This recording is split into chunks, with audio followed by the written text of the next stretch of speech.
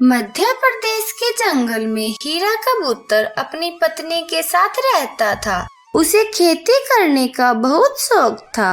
वह अपने खेत में तरह तरह की फसलें उगाता रहता था।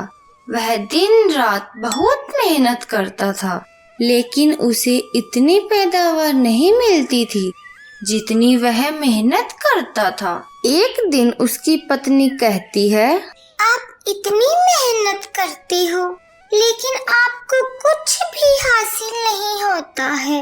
जंगल के सभी किसान पक्षी अपनी अपनी फसल लेकर अनाज मंडी जाते हैं और उन्हें अपनी फसल के बहुत अच्छे दाम मिलते हैं, लेकिन आप जो फसल उगाते हो उससे सिर्फ हमारे घर का ही गुजारा हो पाता है।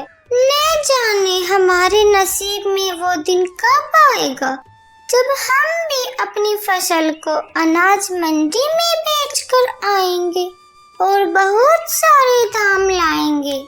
उसकी बातें सुनकर हीरा एक प्यारी सी मुस्कान के साथ कहता है, भगवान, तुम इतनी चिंता क्यों कर रही हो?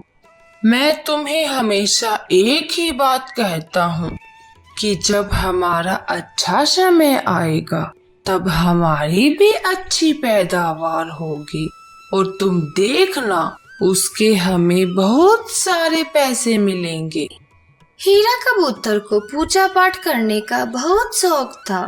खेत से आकर वह अपने घर के मंदिर में बैठ जाता और घंटों तक भगवान जी का स्मरण करता।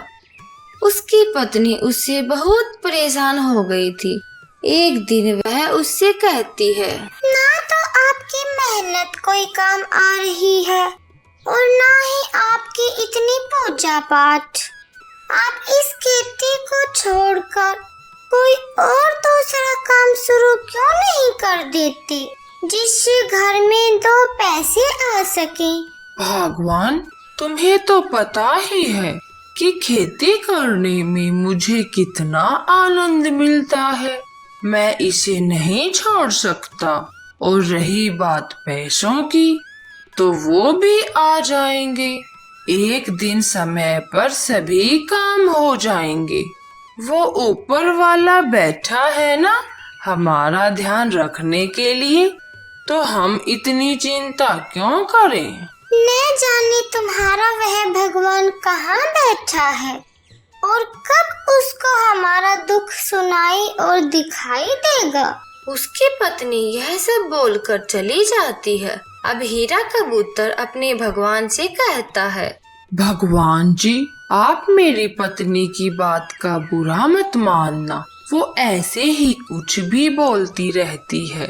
उसे नहीं पता कि आपकी महिमा अपरंपार है। कभी भी कुछ भी हो सकता है।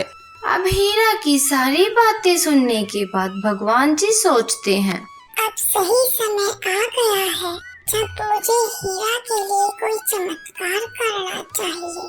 मेरे भक्त को मुझ पर अंधा विश्वास है। मैं उसके विश्वास की जीत कराऊंगा। अब भगवान जी हीरा के खेत में जादू कर देते हैं, जिस वजह से बहुत ही कम समय में उसके खेत में बहुत अच्छी पैदावार हो जाती है। जंगल के सभी किसान पक्षी ये सब देखकर हैरान रह जाते हैं कि इस बार हीरा के खेत में ये कैसा जादू हो गया, जो इतने कम समय में इतनी अच्छी फसल खड़ी हो गई। जब हीरा ने देखा कि इस बार उसके खेत में इतनी अच्छी पैदावार हुई है, तो उसे अपनी आंखों पर बिल्कुल भी विश्वास नहीं हुआ। उसने जल्दी से ये सारी बात अपनी पत्नी को बताई, तो वह भी हैरान रह गई, क्योंकि उन्हें इतने सालों में इतनी अच्छी पैदावार पहली बार देखने को मिली थी।